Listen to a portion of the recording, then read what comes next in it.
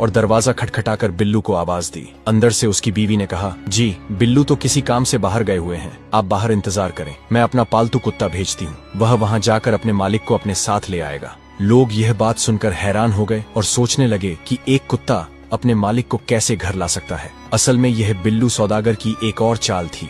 वह अभी भी घर में ही मौजूद था। उसे पता था जब गधे के मुंह से सिक्के नहीं निकलेंगे तो लोग उसके घर की तरफ आएंगे, इसीलिए उसने अपनी बीवी को पहले ही समझा दिया था कि क्या करना है। तुरंत बिल्लू की बीवी ने कुत्ते को आजाद किया, जो दरवाजे से निकलकर लोगों के सामने से होता हुआ भाग गया। दूसरी तरफ बिल्लू अपने घर की पिछली दीवार फलांक कर कुत्ते के संग भागा। कुछ ही देर में उसने कुत्ते को पकड़ लिया और उसके साथ वापस घर की तरफ आ गया। थोड़ी ही देर गुजरी थी कि लोग आंखें फाड़े बिल्लू को देख रहे थे, जो अपने कुत्ते के पीछे पीछे चला आ रहा था। सब लोग ये बात भूल गए कि वे वहां क्यों आए थे और कुत्ते की प्रशंसा करने लगे कि ये कुत्ता तो बड़ा ही कमाल का है। तभी एक सेठ ने बिल्लू से कहा कि मैं इस कुत्ते के बदले 5000 अशर्फियां दूंगा। बिल्लू बोला, मैं इस कुत्ते को किसी भी कीमत में नहीं बेचूंगा, यह एक जादुई कुत्ता है। सेठ बोला, चलो फिर 10,000 ले लेना। बिल्लू मान गया। वह सेठ कुत्ते को लेकर अपने घर की तरफ चल पड़ा और लोग उसके पीछे पीछे चल पड़े, यह देखने के लिए कि कुत्ता आखिर घर से गए हुए शख्स को कैसे वापस लाता है। जिस सेठ ने यह कुत्ता खरीदा था,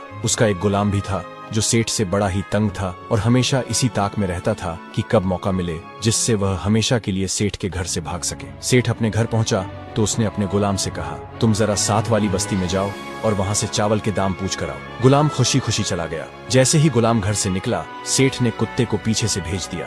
गुलाम को मौका मिलते ही वह भाग खड़ा हुआ और कुत्ता भी कहीं दूर निकल गया। काफी देर गुजर गई। जब गुलाम और कुत्ता दोनों वापस न आए तो लोग समझ गए कि उनके साथ एक बार फिर धोखा हो गया है।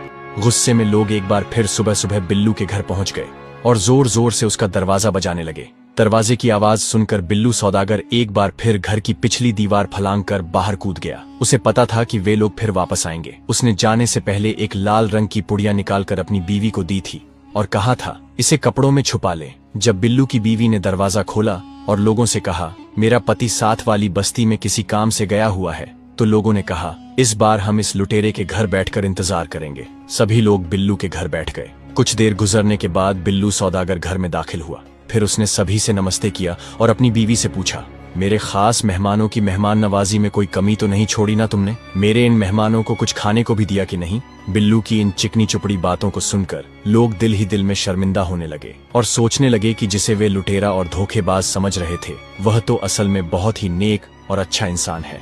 बिल्लू की बीवी ने इनकार में सिर हिलाते हुए कहा, इन फजूल और बेकार लोगों को कौन मेहमान बनाता है? मैं तो इन्हें पानी तक भी न पूछूं और तुम खाने की बात कर रहे हो। ये सुनकर बिल्लू गुस्से से लाल पीला हो गया और जेब से